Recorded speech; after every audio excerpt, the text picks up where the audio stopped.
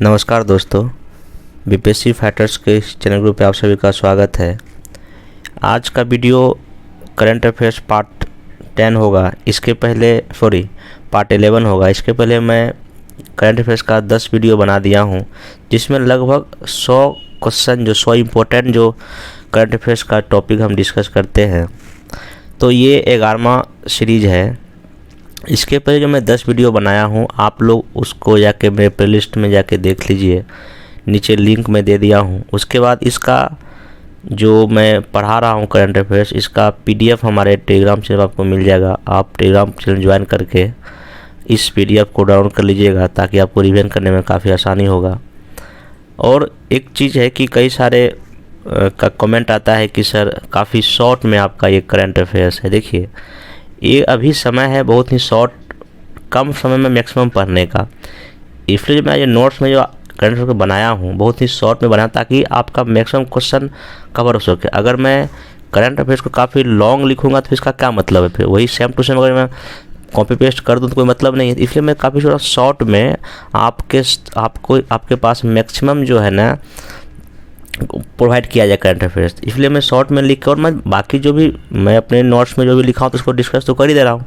आपका नज़र जब भी मेरा वीडियो देखे, आपका नज़र हमारे जहाँ मेरा पेन चल रहा है, जो मैं पेन को अंडरलाइन कर रहा हूँ, उस पर जाना चाहिए, और मेरे आवाज़ पर मैं जो बोल रहा हूँ उस पर भी आपका ध्यान जाना चाहिए। दो बात ध्यान रखिएगा, जब भी मैं करंट अफेयर पढ़ाऊँ या कोई भी टॉपिक में पढ़ाता हूँ, तो आप पहला ध्यान रखें हम क्या बोल रहे हैं, उस पर ध्यान जाइए। दूसरा बात क्या कि कहाँ कहाँ मेरा पेन जा रहा है उसको देखिए, ठीक ना, ताकि आपको अच्छे समझ में आ जाएगा, ठीक ना। और इस करंट अफेयर्स में जो जितना भी मैं जो सोर्स यूज किया हूँ करंट अफेयर्स के लिए, वो आप ही जितने भी बाज़ार में मैगजीन आई है सबका इसमें निचोड़ समझिए है। मैन जो हमको लगता है नहीं ये एग्ज़ाम में आएगा। देखिए, किसी भी बुक के करंट अफेयर सारे इंपॉर्टेंट नहीं होते हैं, उसमें बहुत कुछ छोड़ने लायक होते हैं। इसलिए क्या छोड़ना है नहीं छोड़ना है, ये थोड़ा हम अपने अनुभव के आधार पर हम कर सकते हैं।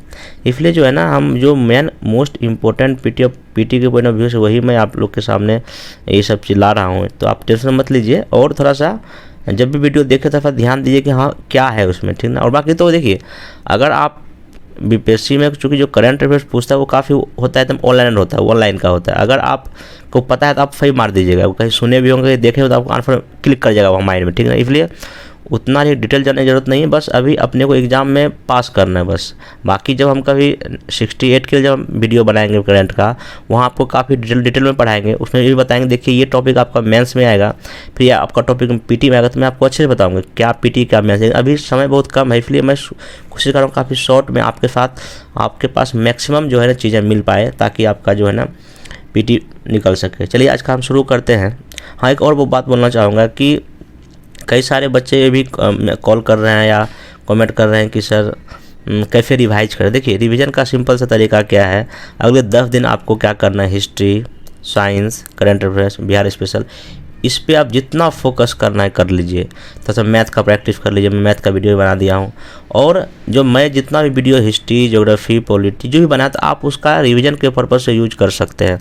क्योंकि मेरा वीडियो कोई वीडियो है तो 1 घंटे का, कोई 20 मिनट का, कोई 25 मिनट का, तो आप कभी भी समय निकाल के आप इसको स्पीड बढ़ा के मेरा वीडियो देख सकते हैं। अगर आप मान लीजिए हिस्ट्री पढ़ रहे हैं, लुफेंट में पढ़ रहे हैं, या मान लीजिए एक्सपेक्टर में पढ़ रहे हैं, कोई बुक पढ़ रहे हैं, एक बार मैं वीडियो देख रिवाइज कर लीजिए। क्योंकि जो मेरा जो नोट्स है उसमें समझिए कि टू द पॉइंट है, मैं एक्स्ट्रा नोट्स में कुछ बात ही नहीं लिखा हूँ, उतना एग्जाम में आता ही आता है। इसलिए ना आप रिवीजन के लिए हमारे वीडियो का यूज कर सकते हैं। बाकी अगर आपके पास और कोई नोट्स है, कोई मटेरियल, आप उसको भी कीजिए, लेकिन अभी अगले 10 दिन सिर्फ और सिर्फ रिवाइज कीजिए, इसके अलावा और कोई चारा नहीं। और अगर अभी आप ध्यान रखें, कम से कम 8 घंटे 10 घंटे यहाँ 12 घंटे आप पढ़ाई करने का, हालांकि पढ़ने का तरीका सबका अलग अलग होता है, लेकिन फिर भी मेरा सलाह ये होगा कि 7 8 10 घंटे आप अभी अपने पढ़ाई कीजिए। और कई भी कमेंट आता है कि सर मेरा मतलब कि जब मैं अभी मार रहा हूँ प्रैक्टिस सेट तो किसी का 90 आ रहा है, 100 आ रहा है। देखिए, प्रैक्टिस सेट जो होता है, चाहे किसी भी कोचिंग का हो, एडिटोरिया का हो, या दृष्टि का, या विजन आईएएस का हो, या परफेक्शन आईएएस, किसी का भी हो ना, तो उसमें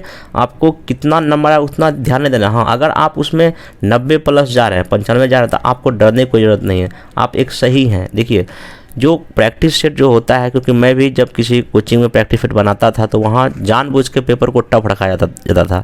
अगर प्रैक्टिस पेपर और क्वेश्चन आसान बना दिया जाएगा तो आप तो सब बना दीजिएगा। इसलिए जो है ना, प्रैक्टिस सेट में कितना नंबर आए उतना कोई मायने नहीं रखता। हाँ, बस ये है कि अभी आप पढ़िए प्रैक्टिस फिट, अभी मानने से अच्छा है कि आप चीज़ों को रिवाइज कीजिए। हाँ, अभी 1-2 मार लीजिएगा बाद में, लेकिन आगे कुछ दिन में, लेकिन अभी जो है ना फिर पॉजिटिव रिवाइज कीजिए।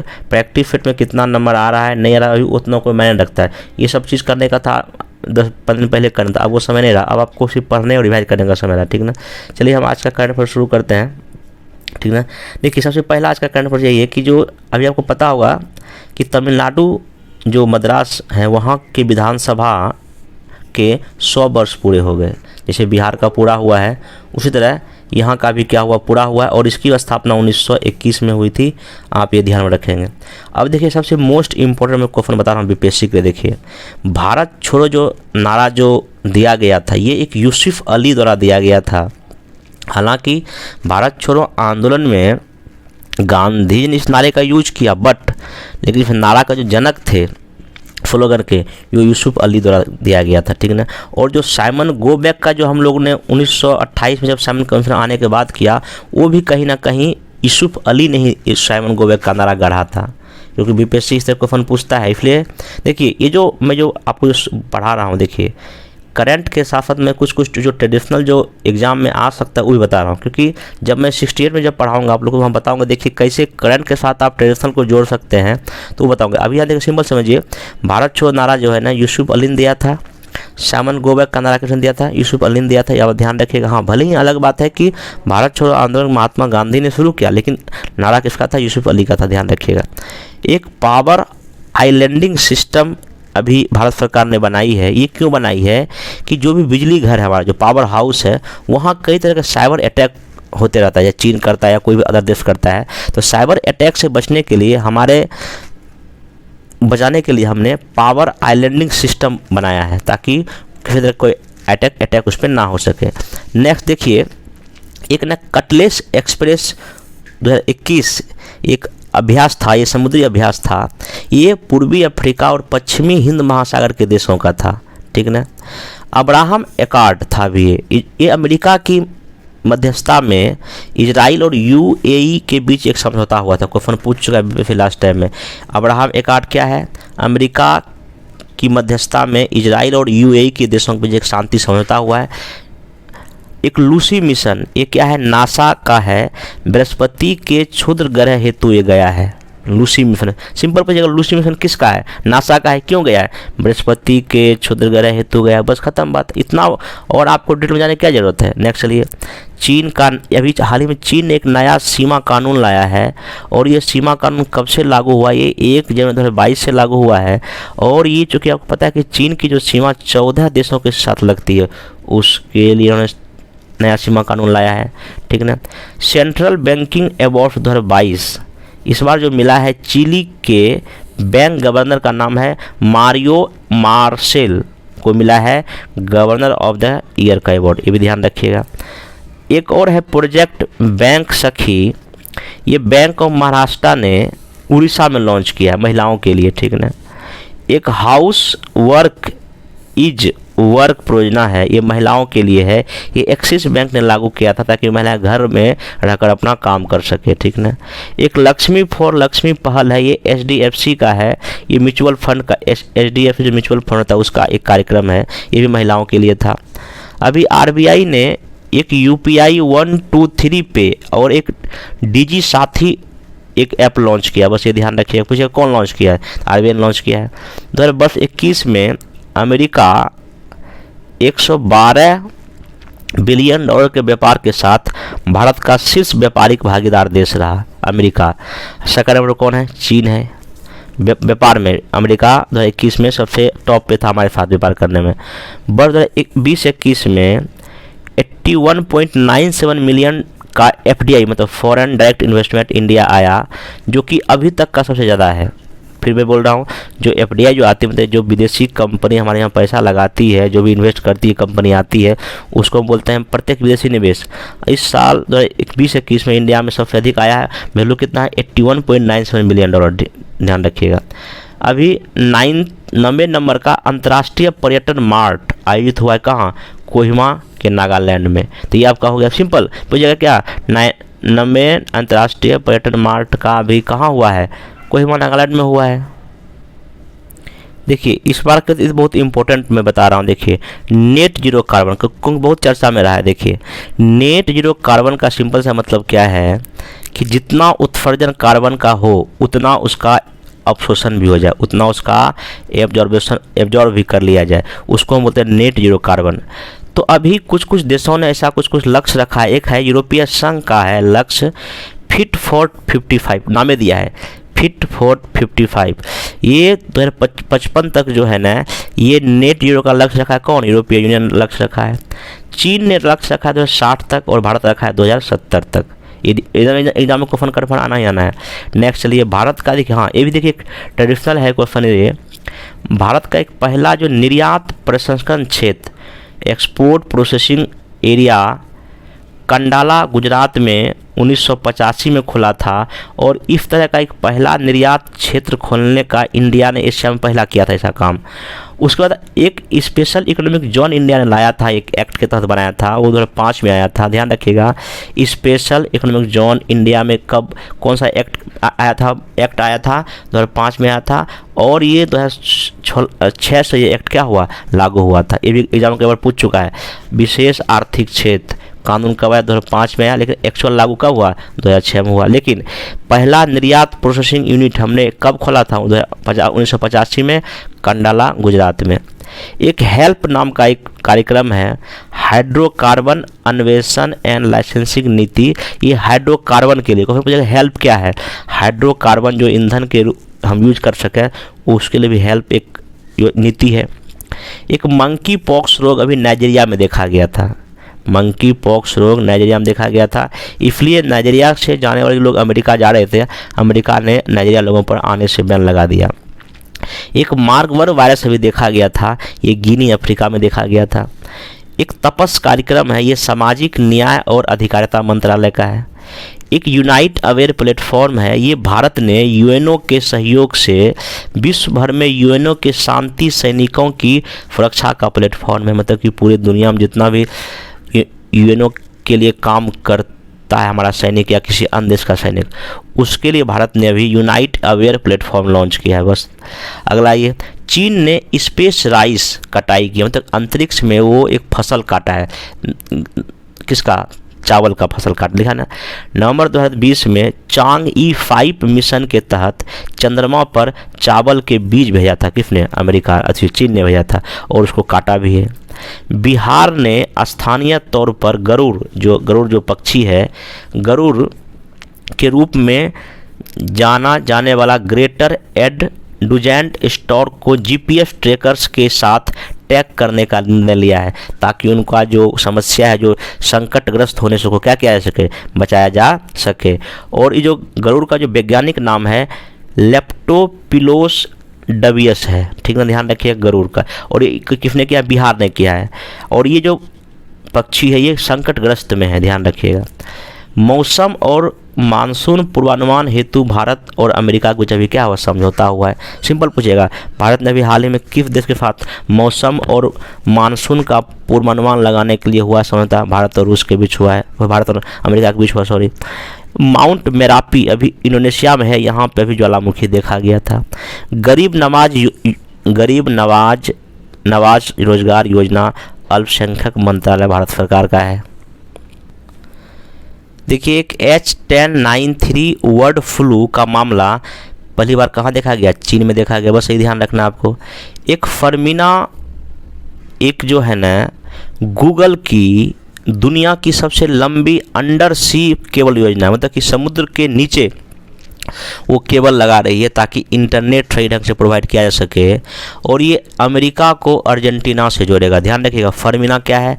गूगल कंपनी की समुद्र के अंदर एक केबल सी परियोजना है जो कि अमेरिका और अर्जेंटीना को जोड़ेगा।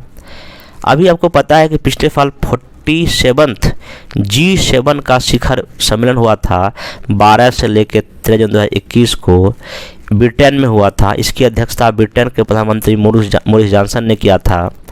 इसमें पीएम नरेंद्र मोदी भी शामिल हुए थे। और इसी शिखर सम्मेलन में मोदी जी ने एक नारा दिया था, वन अर्थ वन हेल्थ, मतलब कि एक दुनिया एक स्वास्थ्य, ऐसा करके उन्होंने स्लोगन दिया था। और इसका थीम था बिल्ड बैक बेटर, ये भी ध्यान रखिएगा, इसका थीम था इस मीटिंग का। और अगला जो इस साल का होगा 2022 का जर्मनी में होगा, ये भी आप अच्छे से ध्यान में रखेंगे। एक जो है ना UNCCD COP14 है, ये मरुस्थलीकरण के लिए है। ये भी यूनाइटेड नेशन का ही कार्यक्रम से कॉप होता है, उसी तरह का है ये। जैसे ने आपको पता होगा कि जब बालू या रेत का एरिया जब बढ़ना शुरू हो जाता है उसको हम बोलते हैं मरुस्थल बढ़ रहा है। तो एक मरुस्थलीकरण के लिए संयुक्त राष्ट्र ये सम्मेलन होता है, ये भी ऑनलाइन हुआ था और अध्यक्षता इसकी किसने किया था? नरेंद्र मोदी जी ने किया था, ध्यान रखिएगा। UK पहला देश जिसने चालक रहित कार चलाने के क्या दिया है? अनुमति दिया। उसमें ड्राइवर नहीं है, ऑटो सिस्टम है उस कार में, ठीक ना। इबोला वायरस के समाप्ति की घोषणा भी कांगो में किया गया है, जो अफ्रीका का देश जो कांगो में किया गया है, वहाँ ये वायरस ख़त्म हो गया है, ठीक ना। 11 और 12 मई 2021 को ब्रिक्स रोजगार कार्य समूह की प्रथम बैठक हुई और इसकी अध्यक्षता किसने किया? केंद्रीय श्रम सचिव जो थे, केंद्रीय जो श्रम सचिव हैं मंत्री अपूर्व चंद्रा ने किया था। मतलब केंद्रीय श्रम के जो सचिव हैं उन्होंने, अपूर्व चंद्रा ने इसका क्या किया था? इसमें भाग लिया था, ठीक ना। एक P4G समिट 2021 हुआ था, इसका नाम है partnering for green growth and global golf 2030। ये अभी बैठक दक्षिण कोरिया में हुआ। सिंपल पूछेगा क्या? P4G मतलब कि पार्टनरिंग फॉर ग्रीन ग्रोथ अभी हाल ही में किस देश में हुआ? साउथ कोरिया में बैठक हुआ। 3 चाइल्ड पॉलिसी अभी हाल ही में किसने लाया है? चीन ने लाया। मतलब अपने वहाँ के लोगों का आप 3 बच्चे जो है जन्म दे सकते हैं, ठीक है ना। नेक्स्ट चलिए इसमें आपका कि वित्तीय संस्थानों के लिए जलवायु परिवर्तन कानून बनाने वाला न्यूजीलैंड विश्व का जो है पहला देश बन गया। मतलब कि वहाँ की जो फाइनेंशियल इंस्टीट्यूट है वो जलवायु परिवर्तन के लिए कानून बनाने वाला न्यूजीलैंड विश्व का पहला देश हो गया, ये ध्यान रखिएगा। एक 2025 पहल है, ये बहुत इंपॉर्टेंट क्वेश्चन इस बार के लिए है। 2025 पहल WHO का है, 2025 तक मलेरिया उन्मूलन कार्यक्रम है। ये सिंपल पूछेगा क्या? 2025 पहल क्या है? ये WHO का है, मलेरिया उन्मूलन के लिए, ध्यान रखिएगा। मैत्री सेतु पुल अभी भारत और बांग्लादेश के बीच किस नदी पर बना है? फेनी नदी पर बना है, जो त्रिपुरा को चटगांव से क्या करेगा? जोड़ेगा। देखिए कितना मैं शॉर्ट में बता रहा हूँ, फिर भी आप लोग कहते हैं कि डिटेल में। इससे डिटेल क्या हो सकता है? मैत्री सेतु पुल भारत बांग्लादेश के बीच किस नदी पर? फेनी नदी पर। किसको जोड़ेगा? त्रिपुरा और चटगांव को जोड़ेगा। देखिए एक ही साथ कितना क्वेश्चन हो गया यहाँ पे। 2023 को UNO ने मोटे अनाज का वर्ष घोषित किया है। एक मोस्ट इम्पोर्टेंट क्वेश्चन हो गया। 2023 को संयुक्त राष्ट्र संघ ने मोटे अनाज का अंतर्राष्ट्रीय वर्ष घोषित किया है और ये भारत के कहने पर ऐसा हुआ है। बहुत इंपॉर्टेंट क्वेश्चन है। सिंगापुर में विश्व का सबसे बड़ा फ्लोटिंग सोलर फार्म बनाया जा रहा है सिंगापुर में।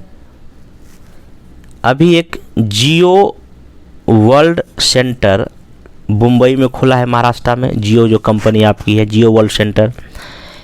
माइक्रोसॉफ्ट कंपनी ने तेलंगाना हैदराबाद में अपना सबसे बड़ा डेटा केंद्र स्थापित किया। मतलब कि जो भी वो ऑनलाइन काम करती है उसका जो डेटा यहाँ पे स्टोर किया जाएगा, ये अभी तेलंगाना हैदराबाद में खोला है।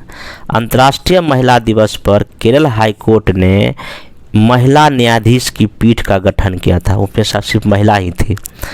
भारत सरकार ने पश्चिम बंगाल में गरीब समूहों को सामाजिक सुरक्षा सेवाओं तक पहुंच में सहायता हेतु किससे? वर्ल्ड बैंक से $125 मिलियन का क्या किया है?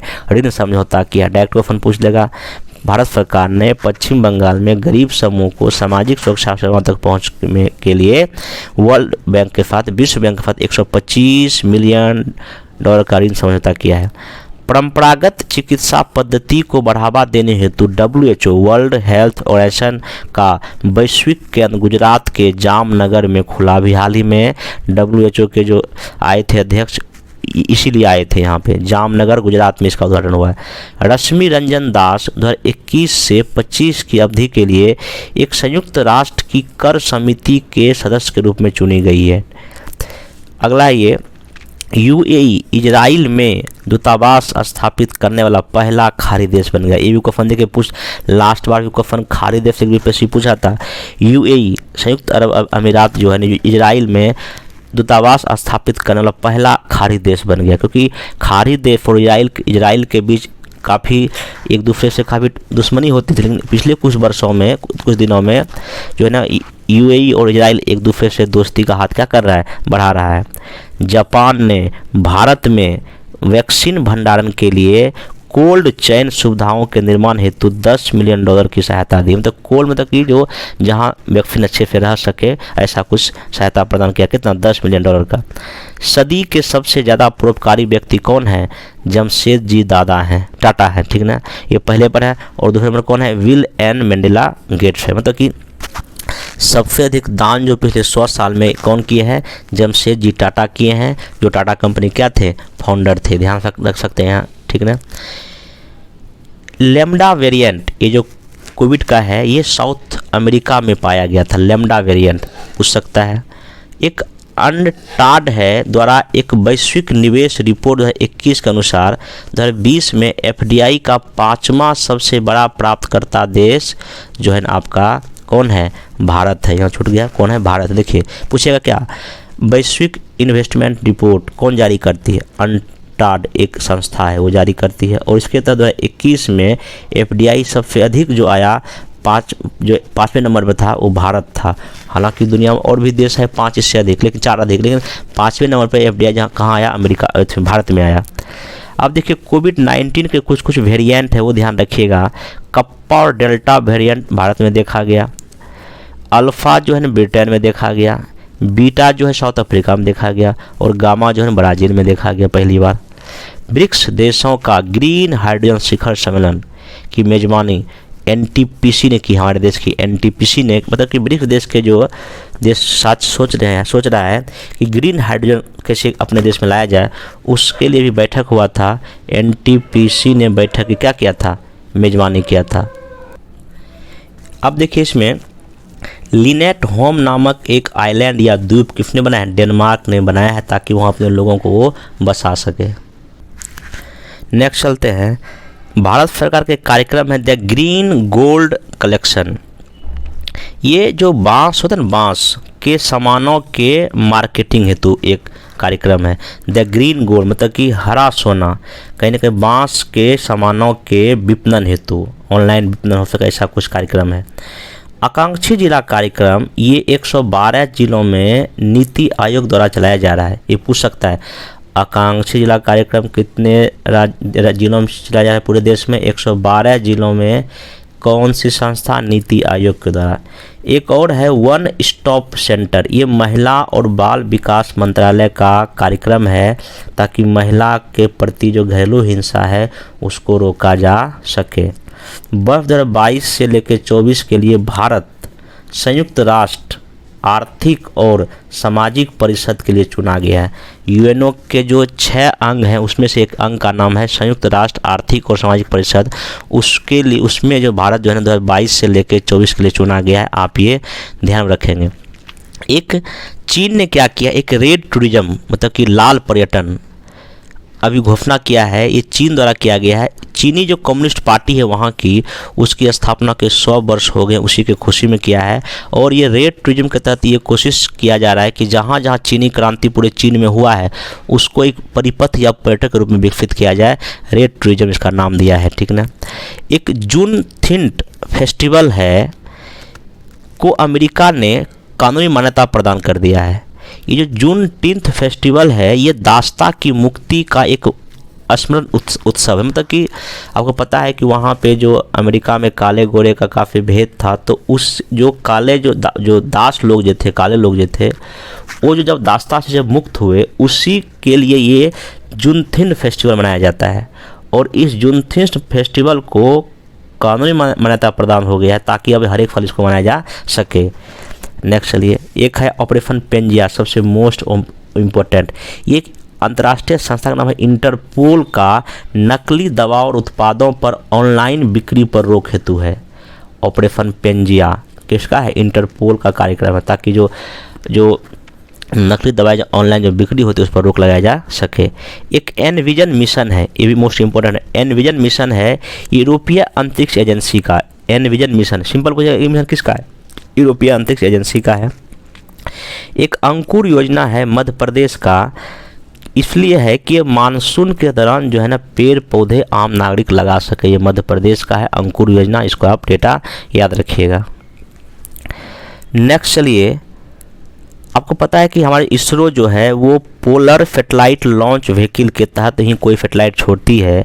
अभी PSLV C51 के तहत इसरो ने अपना 53rd उड़ान भरा था और इस उड़ान सफल रही थी और इसमें ब्राज़ील का एक सैटेलाइट का नाम था अमेजोनिया फर्स्ट को भी लॉन्च किया गया था। क्वेश्चन पूछेगा अमेजोनिया फर्स्ट किस देश का है? ये ब्राज़ील का है।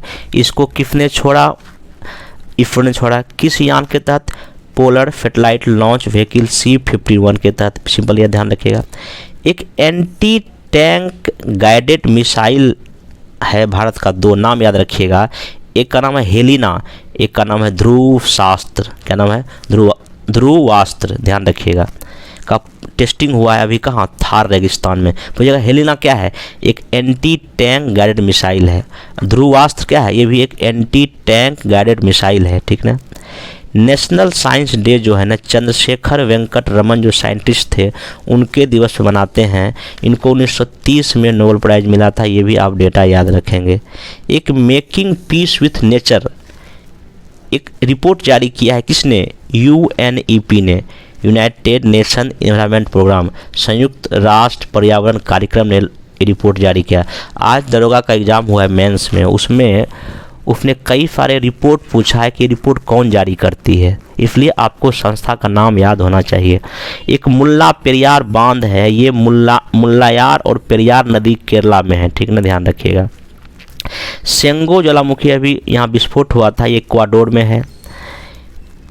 एक मिशन इंद्रधनुष कार्यक्रम है, इसमें जो है ना महिलाओं और बच्चे को टीकाकरण दिया जाता है। तो अभी मिशन इंद्रधनुष जो है 1.0 खत्म हो चुका है, 2.0 खत्म हो चुका है और अभी 3.0 चल रहा है। और ये जो मिशन इंद्रधनुष कार्यक्रम है 2017 से लागू हुआ है और इसमें 12 तरह के टीके बच्चे और महिलाओं को लगाया जाता है, आप ये ध्यान में रखिएगा।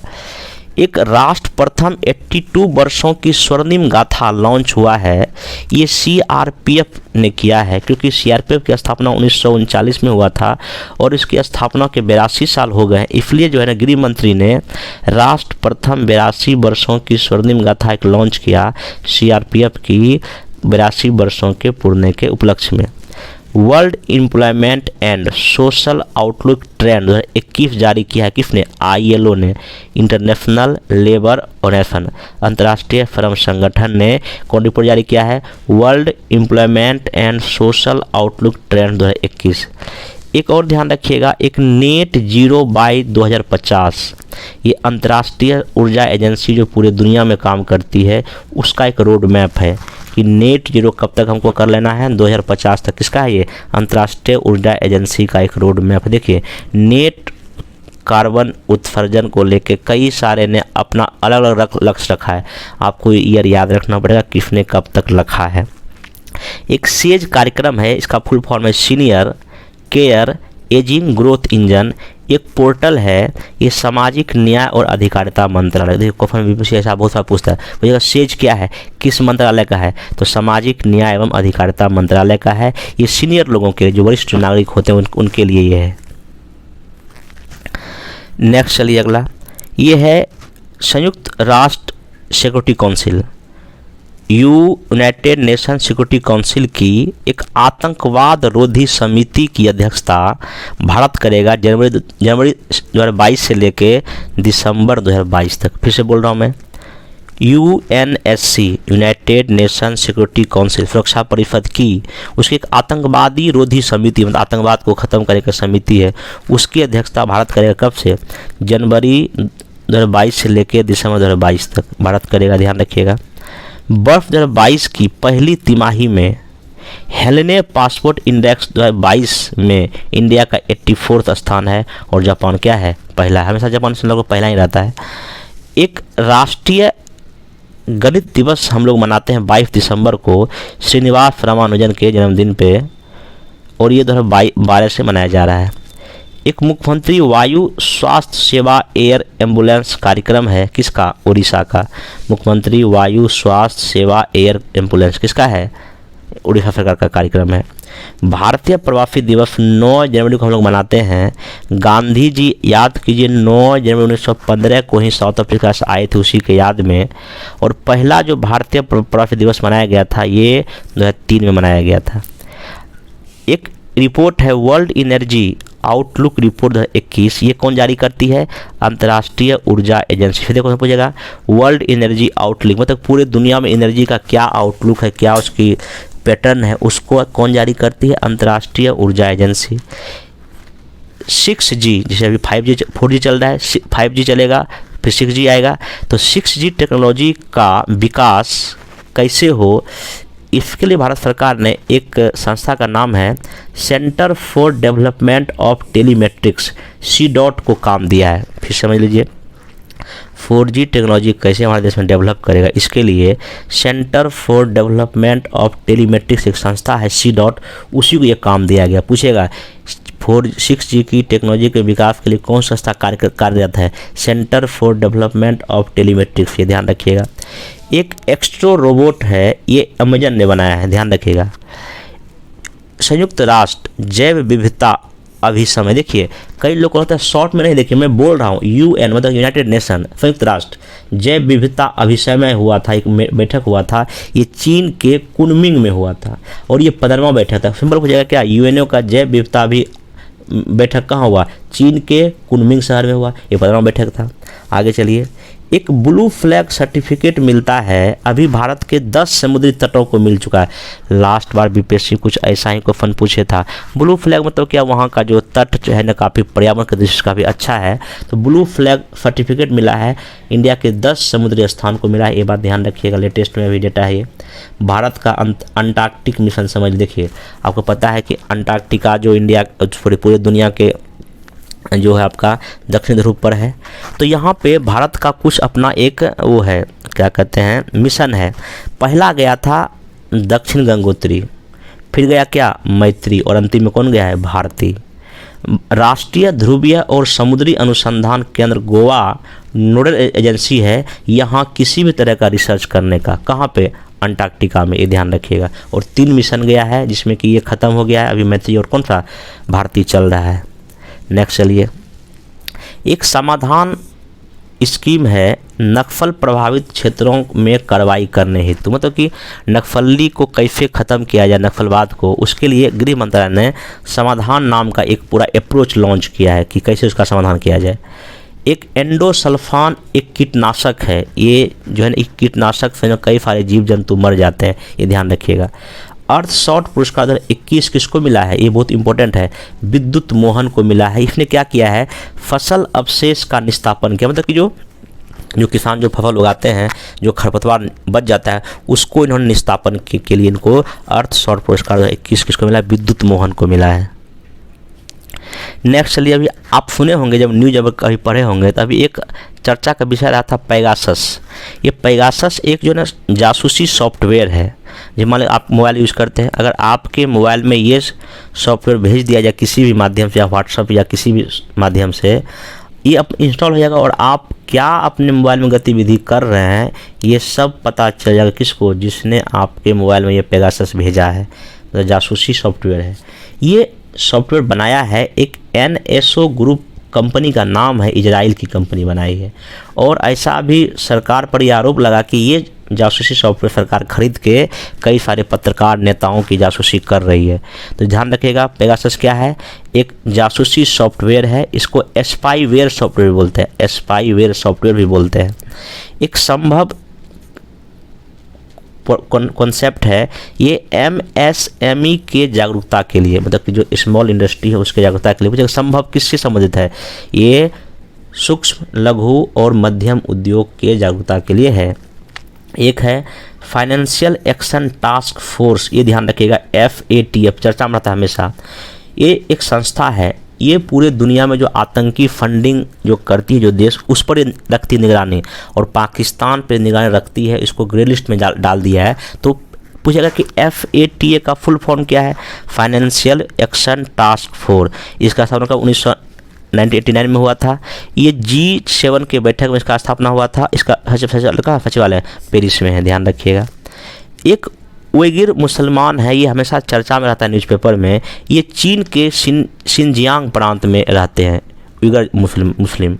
जैसे कि रोहिंग्या मुस्लिम सुनेगा नाम, ये रोहिंग्या मुस्लिम जो है ना बांग्लादेश और म्यांमार के एरिया में रहते हैं और जो हमारे देश में छोटे छोटे घुस रहे हैं। उसी तरह ये उइगर मुस्लिम है, कहाँ, चीन के शिनजियांग प्रांत में है, ठीक ना। और इस मुस्लिम के साथ चीन काफ़ी ना मतलब कि एक तरह से समझिए कि खतरनाक व्यवहार कर रहा है चीन, ठीक है ना। जनजातीय गौरव दिवस 15 नवंबर को मनाने का घोषणा हुआ है, ध्यान रखिएगा। देखिए अब देखिए कुछ के साथ पढ़ लीजिएगा। बिरसा मुंडा के जन्मदिवस मनाने की घोषणा हुआ है क्योंकि उनका जन्म हुआ था 15 नवंबर 1875 को। एक अल्लड़ू सीताराम राजू है, ये आंध्र प्रदेश के जनजाति के नेता थे। ये सविनय अवज्ञा में बहुत फेमस थे ये, और इन्होंने एक रंपा विद्रोह चलाया था। रानी गौडिल का नाम सुने होंगे आप लोग, ये मणिपुर में थी सविनय आंदोलन के दौरान। सिद्धू कान्हू 30 जून 1855 को कौन सा विद्रोह, संथाल विद्रोह किया था इन्होंने, ठीक ना। एक वित्तीय स्थिरता रिपोर्ट हर एक साल जारी होती है हमारे देश में, ये आरबीआई जारी करती है। हमारे देश की वित्तीय स्थिति क्या है वो कौन जारी करती है, आरबीआई। ये अभी 24वें नंबर का जारी हुआ है 21 में। यूनिकॉर्न क्या है देखिए, पूछेगा यूनिकॉर्न क्या है। देखिए यूनिकॉर्न क्या है कि जो स्टार्टअप कंपनी है, जो नई कंपनी बनती है स्टार्टअप, जैसे कि स्विगी है, जोमेटो है, सब क्या है, ड्रीम 11 सब स्टार्टअप कंपनी है। ऐसी स्टार्टअप कंपनी को यूनिकॉर्न कहा जाता है जिसका जो है ना वैल्यू $1 मिलियन पहुंच गया है, जिसका कारोबार $1 मिलियन क्या हो चुका है, पहुंच चुका है। और ऐसी कंपनी के मामले में अमेरिका पहले स्थान पे है, चीन दूसरे पर, इंडिया तीसरे स्तर पर आ गया है। और इंडिया इंग्लैंड को पछाड़ कर तीसरे नंबर पर आया है। एकदम ये क्वेश्चन आएगा, इस बार ध्यान रखिएगा। यूनिकॉर्न के मामले में इंडिया कितने नंबर पर है, भारत है तीसरे नंबर पर है। एक वैश्विक जोखिम रिपोर्ट आती है, ये जारी करती है विश्व आर्थिक मंच, वर्ल्ड रिस्क रिपोर्ट, वैश्विक जोखिम रिपोर्ट 2022 कौन जारी करती है, विश्व आर्थिक मंच, वर्ल्ड इकोनॉमिक फोरम जारी करती है। और इस वर्ल्ड इकोनॉमिक फोरम का हर एक साल बैठक होता है दावोस में, कहाँ होता है, दावोस में। और इसका विश्व आर्थिक मंच का जो मुख्यालय कहाँ, जिनेवा में, कहाँ, जिनेवा में, ध्यान रखिएगा। और ये विश्व आर्थिक मंच जो है एक रिपोर्ट जारी करते, नाम है वैश्विक लैंगिक अंतराल रिपोर्ट भी जारी करते। देखिए कौन संस्था कौन सी रिपोर्ट जारी करती, एक या दो क्वेश्चन तो कन्फर्म है, इस बार ध्यान रखिएगा। आगे एक निसार एक उपग्रह है, सैटेलाइट है, ये इसरो और नासा का एक मिशन है निसार, और इसका टारगेट है कि 2023 तक जो लॉन्च कर दिया जाएगा निसार। पूछेगा निसार में कौन देश सहयोग है भारत के साथ या इसरो के साथ, नासा सहयोग है। एक जीवा कार्यक्रम है नाबार्ड द्वारा, 11 राज्यों में प्राकृतिक खेती को बढ़ावा देने के लिए शुरू किया गया। जीवा कार्यक्रम नाम है नाबार्ड द्वारा।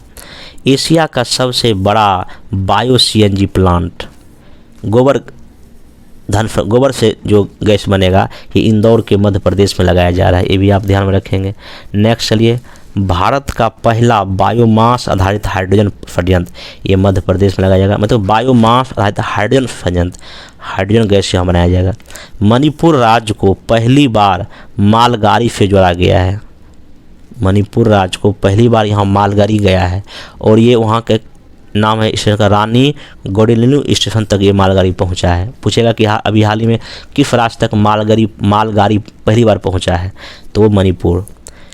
चीनी एप्लीकेशन जो अभी सुनेंगे आप, पिछले 1 साल 2 साल में हमारी सरकार ने कई सारे चीन के एप्लीकेशन या ऐप्स को बैन की है। तो जो किसी भी एप्लीकेशन में जो बैन लगाया जाता है, ये एक आईटी एक्ट की धारा 69A के तहत लगाई जाती है। और पूछेगा कि जितने भी एप्लीकेशन पर जो एक्ट, कौन सा एक्ट, एक 2002 में एक एक्ट आया था, आईटी एक्ट 69 की धारा के तहत जो हम लोग बैन करते हैं। एक और है भारतीय रेलवे द्वारा उधमपुर श्रीनगर बारामूला रेल लिंक परियोजना के तहत T49 सुरंग बनाया गया है, और ये भारत की सबसे लंबी रेल सुरंग है। फिर समझ लीजिए, भारतीय रेलवे द्वारा उधमपुर श्रीनगर बारामूला रेल लिंक परियोजना के तहत T49 नाम का सुरंग बनाया गया, रेल सुरंग, जो कि भारत की सबसे बड़ी रेल सुरंग है। Most important question. नेक्स्ट चलते हैं, एक अभी हाल ही में एक A76 आइसबर्ग, एक बर्फ़ का टुकड़ा जो है ना अंटार्कटिका से टूटकर अलग हो गया। इसका नाम क्या दिया था, A76 आइसबर्ग, मतलब बर्फ़ का टुकड़ा अंटार्कटिका से टूटकर क्या हो गया था, अलग हो गया था। चक्रवात डिडक्शन तकनीक IIT खड़गपुर ने बनाया है, मतलब कौन सा, चक्रवात जब आए तो उसका हम डिटेक्ट कर पाएँ, उसको पहचान पाएँ, तकनीक कौन बनाया है, IIT खड़गपुर। इधर सीधे क्वेश्चन पूछेगा यहीं से डायरेक्ट। एक न MK3 हेलीकॉप्टर बना है नौसेना के लिए। ये हेल कंपनी ने भारत के लिए बनाई है। हेल कौन सा है? हिंदुस्तान एरोनॉटिक्स लिमिटेड कंपनी है जो कि MK3 हेलीकॉप्टर भारतीय नौसेना के लिए बनाई है। देखिए, भारत थाईलैंड के बीच कई तरह के अभ्यास होते हैं। जैसे एक पहला है इंडो थाई कारपेट, ये नौसेना करती है। मैत्री अभ्यास थल सेना के बीच होता है। सियाम भारत अभ्यास वायुसेना के बीच होता है। ये सब भारत और थाईलैंड के बीच ही होता है, लेकिन अलग अलग सेना अलग अलग करती है। एक इन यूई नेव 4 संयुक्त नौसेना अभ्यास है। ये हुआ है भारत, इटली, स्पेन और फ्रांस ने किया है। ये एक अंटार्कटिका संधि हुआ है 1961 में, ताकि अंटार्कटिका को बचाया जा सके। 1961 में समझौता हुआ है। इस अंटार्कटिका संधि में अभी वर्तमान मिला के 54 देश है। पहली बात, इसका मुख्यालय कहाँ है? ब्यूनस आयर्स अर्जेंटीना में है। और भारत इसमें 1983 में क्या हुआ है? शामिल हुआ है इस संधि में। ठीक। और आपको पता है कि जैसे पता है अंटार्कटिका में भारत का जो है ना पहला जो गया था अनुसंधान, वो दक्षिण गंगोत्री का नाम से गया था। कब? 1983-84 में गया था। मैत्री 1988 में गया था। और भारतीय 2012 में गया था। ये भारत का वहाँ अनुसंधान केंद्र है। ये नष्ट हो गया, बाकी दोनों अभी चल रहा है। नेक्स्ट चलिए, last ice area. Last ice area एक ऐसा क्षेत्र है, आर्कटिक क्षेत्र का है, जहाँ का बर्फ पिघल रहा है। ये इसका नाम दिया लास्ट। पूछेगा लास्ट आइस एरिया किस क्षेत्र संबंधित है, किस महादेव, कहाँ का है? ये आर्कटिक क्षेत्र जो नॉर्थ ध्रुव में है, उत्तरी ध्रुव में, वहाँ का बर्फ पिघल रहा है, इसलिए इसका नाम दिया लास्ट आइस एरिया। एक हीट डोम अभी चर्चा में रहा था। ये हीट डोम क्या है? कनाडा और उत्तरी प्रशांत महासागर में अत्यधिक तापमान वृद्धि को कहा गया हीट डोम, ध्यान रखिएगा। एक suicide work world wide in 2019 report किसने जारी किया? WHO ने। मतलब कि suicide work world wide in 2019 में कितने लोग आत्महत्या किए, ये WHO का रिपोर्ट है। एक स्माइल योजना है, ये सामाजिक न्याय और अधिकारिता मंत्रालय का है। ये आप ध्यान में रखिएगा, ये भिखारियों के लिए, भिक्षावृत्ति को ख़त्म करने के लिए। एक देखिए, राष्ट्रीय समुद्री विरासत परिसर की स्थापना कहाँ? लोथल, गुजरात में हुआ। क्वेश्चन पूछने वाला है क्वेश्चन, ध्यान रखिएगा। एक कलारू पट्टियू एक मार्शल आर्ट है केरल का, मतलब कला है ये, जैसे ने कुश्ती सब लोग खेलता है, उसी तरह एक कलारू पट्टू एक केरल का मार्शल आर्ट है, ध्यान रखिएगा। केसरिया स्तूप ये पूर्वी चंपारण बिहार में है। ये अभी जब बिहार में लास्ट साल जब बाढ़ आई थी उसमें ये केसरिया स्तूप डूब गया था। ये विश्व का सबसे ऊंचा और बड़ा बौद्ध स्तूप है, अशोक द्वारा बनाया गया है। और इसका जो खोज जो है 1814 में कर्नल मैकेंजी नाम के आदमी ने किया था। बाद में कनिंघम ने इसको क्या किया था? इसमें अपना खोज में योगदान दिया था। आइए ये देखिए, लिखा हुआ है पटना, PATNA। पटना क्या है? ये पटना मतलब P मतलब पृथ्वी, A मतलब अग्नि, T मतलब त्रिशूल, N मतलब नाग, A मतलब आकाश। देखिए क्या है? पृथ्वी और अग्नि, सरफेस टू सरफेस मिसाइल है। त्रिशूल और आपका आकाश, सिर्फ त्रिशूल आकाश क्या है? ये सरफेस टू एयर है। और नाग क्या है? ये टैंक भेदी मिसाइल है। ठीक है, ध्यान रखिएगा। एक कार्यक्रम है मोदी सरकार का, मिशन कर्मयोगी। ये किससे संबंधित है? नौकरशाही में सुधार हेतु। जैसे DM है, SP है, ये लोग बड़े जो नौकरशाह जो हैं ये घुसखोरी करते हैं, वो सही ढंग से काम कर सके, इसलिए एक मिशन कर्मयोगी कार्यक्रम लॉन्च किया है। नौकरशाही मतलब SP DM ऐसे लोग सही ढंग से काम कर सके उसके लिए। एक एग्री स्टेक समझौता है भारत और माइक्रोसॉफ्ट के बीच, ताकि कृषि में कुछ विकास किया जा सके। द इंडिया स्टोरी अभी चर्चा में रहा था। ये एक पुस्तिका है जिसमें नवीकरणीय ऊर्जा को कैसे बढ़ावा दिया जाए, कैसे उसमें चेंज लाया जाए, उसका इसमें जिक्र है द इंडिया स्टोरी में। ठीक ना। एक जोवेनल मेगेसो एक राष्ट्रपति थे हैती के, इनको घर में घुस के इनको मार दिया। इस तरह से अभी हमने बहुत सारा जो ना करंट का टॉपिक डिस्कस किया, जो कि बहुत ही मोस्ट इम्पोर्टेंट है। ये मेरा 11वां वीडियो था। अब मैं 1 या 2 वीडियो करंट का और लाऊंगा, जिसमें सारे जितने भी खेल हैं, किसने जीता है, किसको कौन सा पुरस्कार मिला है, जो इंडेक्स जो सूचकांक में कितना इंडिया का क्या स्थान में, एक न शॉर्ट में वीडियो बना दूंगा, लगभग इसमें सारे करंट आपके आ जाएंगे, ठीक ना। तो अभी तक मैं जितना 11 वीडियो बनाया हूँ आप इसको फेडेंग से देखिए, और मैं 3-4 वीडियो लाऊंगा जिसमें कि और लगभग जो क्वेश्चन जितना मैं हमको लगे इम्पोर्टेंट कुछ और मैगजीन मार्केट में आई है मैं उसका भी कुछ में डालने का कोशिश करूँगा, ठीक ना।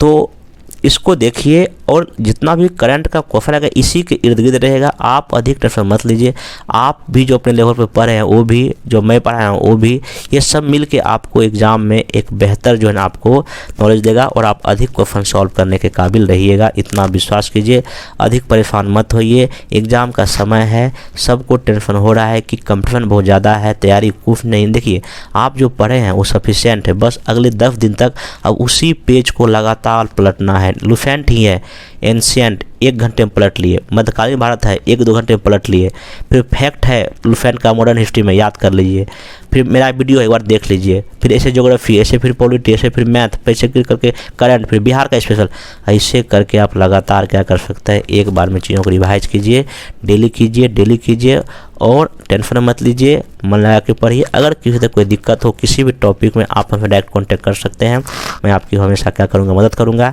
इस जो करंट अफेयर का PDF मैं आपको टेलीग्राम से मैं डाल दूंगा, आप वहाँ डाउनलोड कर लीजिएगा। तब तक के लिए मैं इस वीडियो से आपसे विदा चाहता हूँ। आपको धन्यवाद।